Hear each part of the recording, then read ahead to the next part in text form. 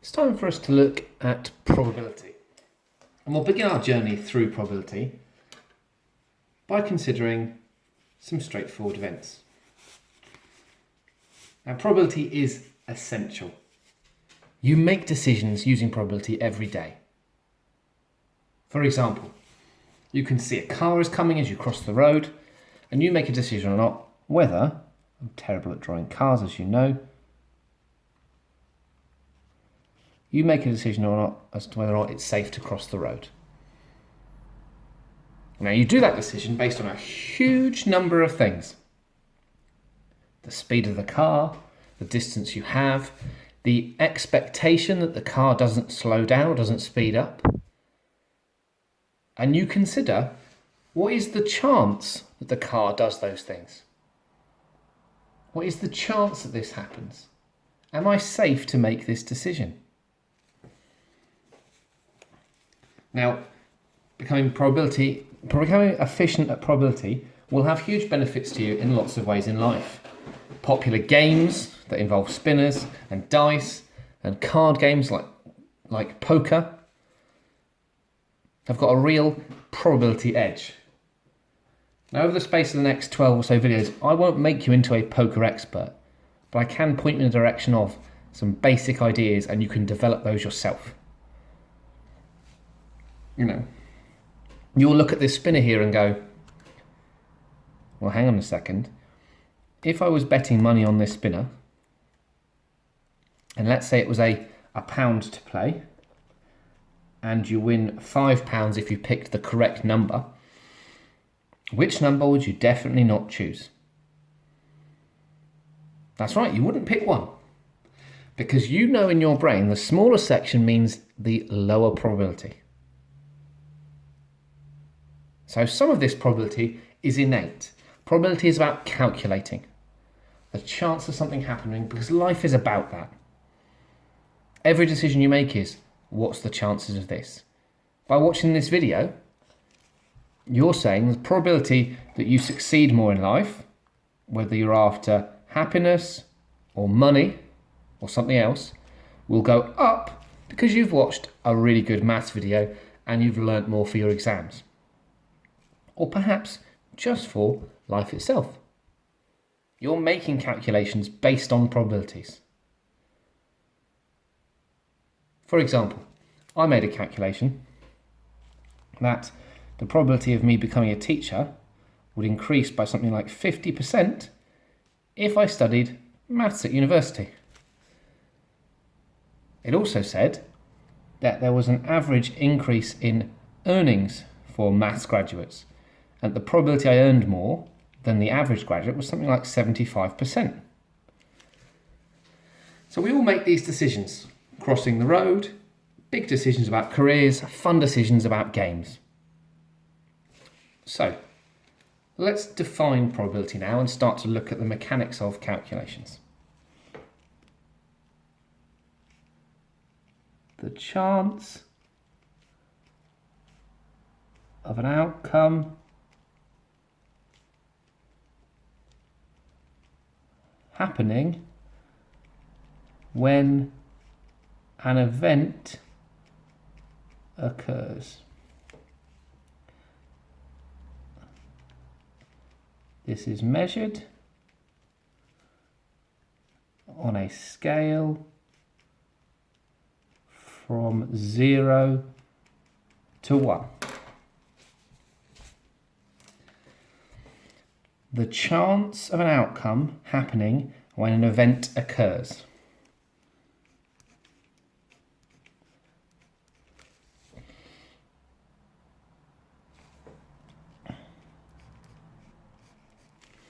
Okay. Now you're going to find in probability there are some key words you need to become familiar with, and we'll introduce a few of those now. So, if I was to take a ball from this bag, you might say the chance of me taking a red ball, if I pick one at random, is 2 out of 5, or 2/5, or 40%, or 0.4. There are lots of different ways of describing it. So, from that bag, 2/5 would be the probability of getting a red. So would 40%. So would 0.4. 2 in 5 is not a probability.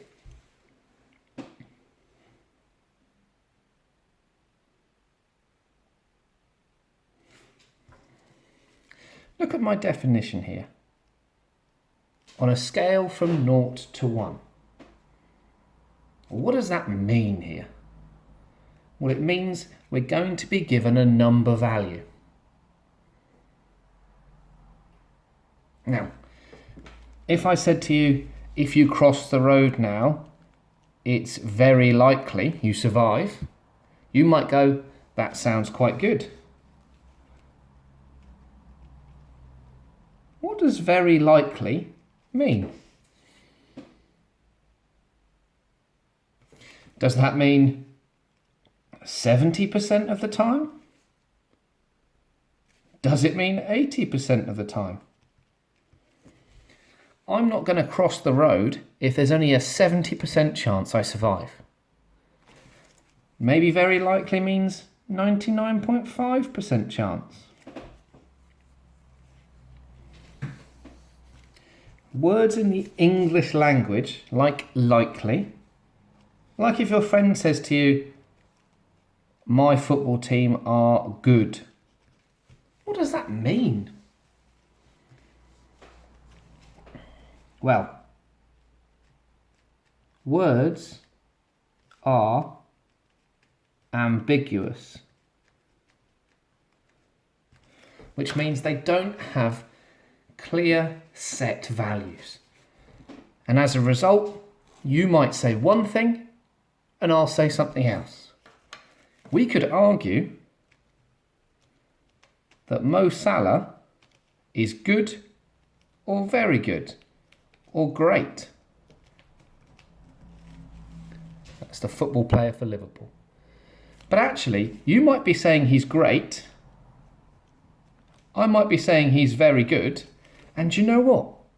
We might mean the same thing, because these words have different meanings to different people.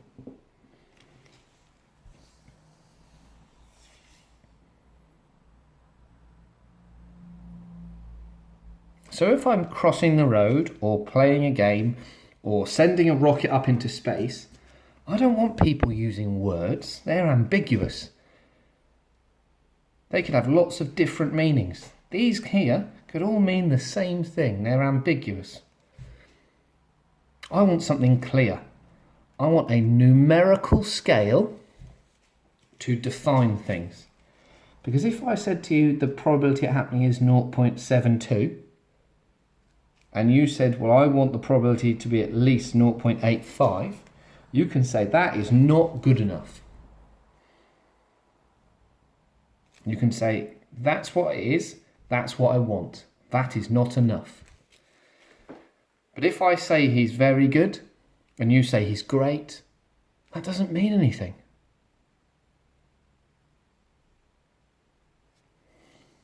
Now, this is a scary idea because maths is all about putting numbers and values to things, but it can get confusing. If you watch statistics video, part 2 on layers of the onion, you'll have seen a story about 2 cricketers and how difficult it is to make decisions. Probability is about taking some of these ambiguous words out and making decisions. Now, if some of what I've just said is confusing, we need to be really clear. Words are unclear. Numbers are clear. So when we describe probability, we use numbers. And here is our scale. At this end of the scale, we've got an event which we're going to call impossible. At the other end of this scale, we've got an event which is certain.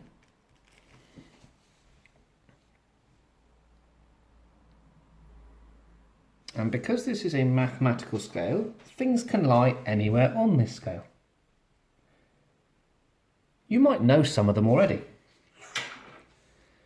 If I was to toss this coin, what's the probability that it lands on a heads? Well, you might say there's two sides. I'll show you.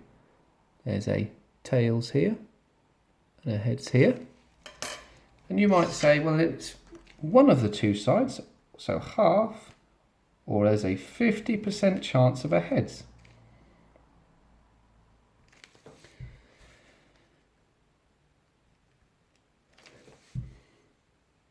Now I can put other things on this scale, and I could even, some of you will have used words before like unlikely, evens, likely, very likely, nearly certain, and then certain. Those aren't bad things to say when you talk to somebody in the street. But when you're discussing something like this, when you're trying to be precise and accurate and impress someone with your detail, you want to use numbers. And you can use percentages. And I strongly recommend you have a look at the videos on those. You could use fractions. And of course, you can use decimals.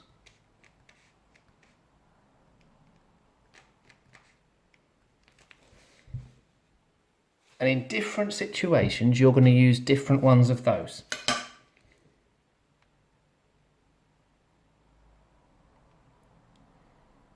Now, the two events I want to talk to you about briefly are there. The impossible and the certain.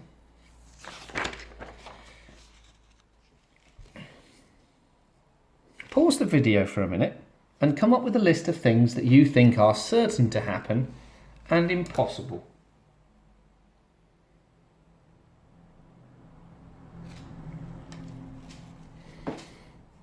Okay, now, I might say that it's certain that Liverpool would beat Exeter if they played a football match.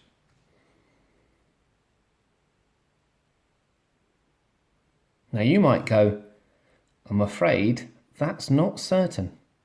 Exeter could win. You might say, maybe it's 99% likely, but it's not guaranteed.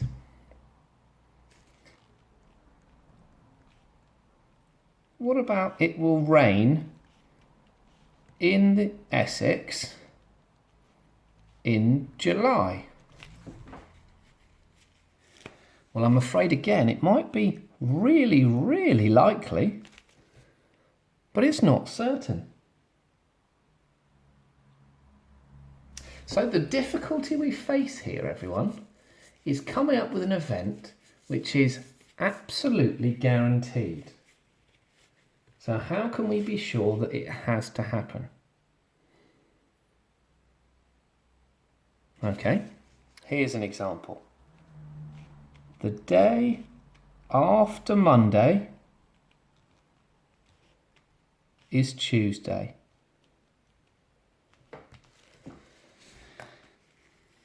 Now, under our system we use here in the world at the moment, that is the way the days of the week are.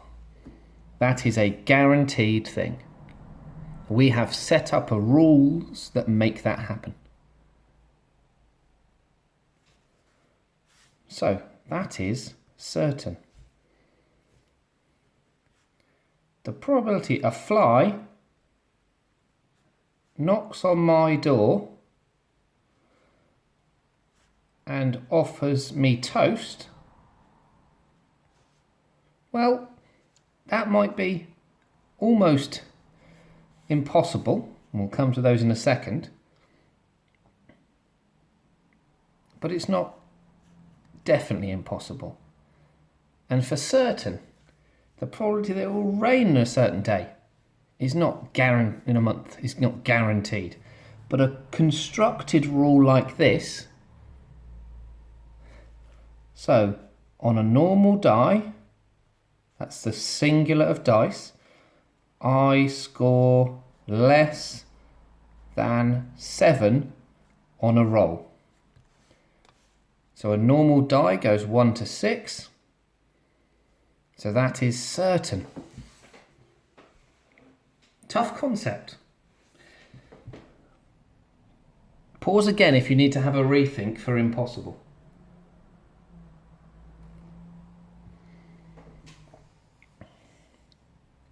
Now the fly might seem very, very, very unlikely. Okay? The chance you meet me might be very, very unlikely. The chance it snows in the Sahara Desert might be ridiculously unlikely. But it could happen. Now going back to the days of the week, the day after Thursday is Monday. We've defined our days of the week like we defined our dice. Therefore, we can say that is impossible.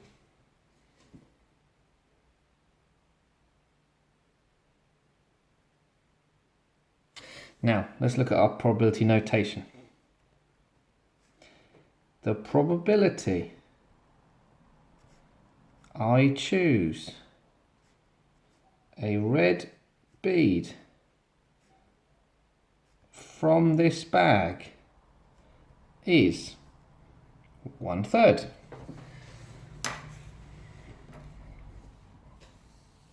And if your specialist subject is something like English or history, you might not mind the idea of a sentence here.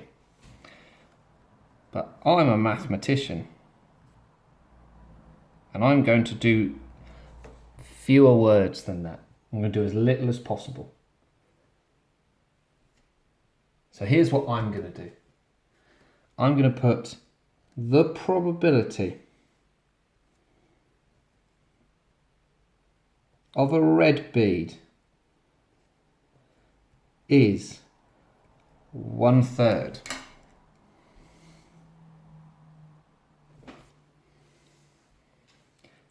The probability I choose a red bead from this bag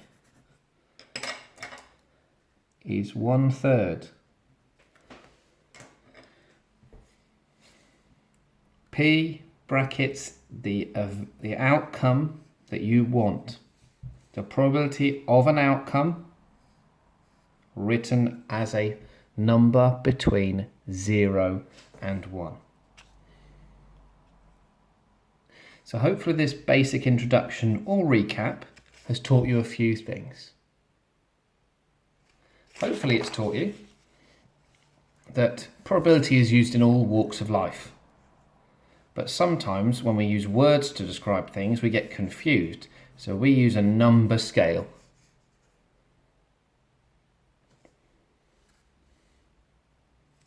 What we then know is that some things are certain, but actually some things might be very, very, very likely, but they're not certain. Some things might be almost impossible, but they're not impossible. We can make something certain by using something that we've constructed, like a rule about days of the week. Now our notation for probability is P brackets an event equals, and then it's a number between 0 and 1. So, in part 2 of this video, we're going to start to look at some other key terms in probability, but you've already grasped a huge amount there, so well done.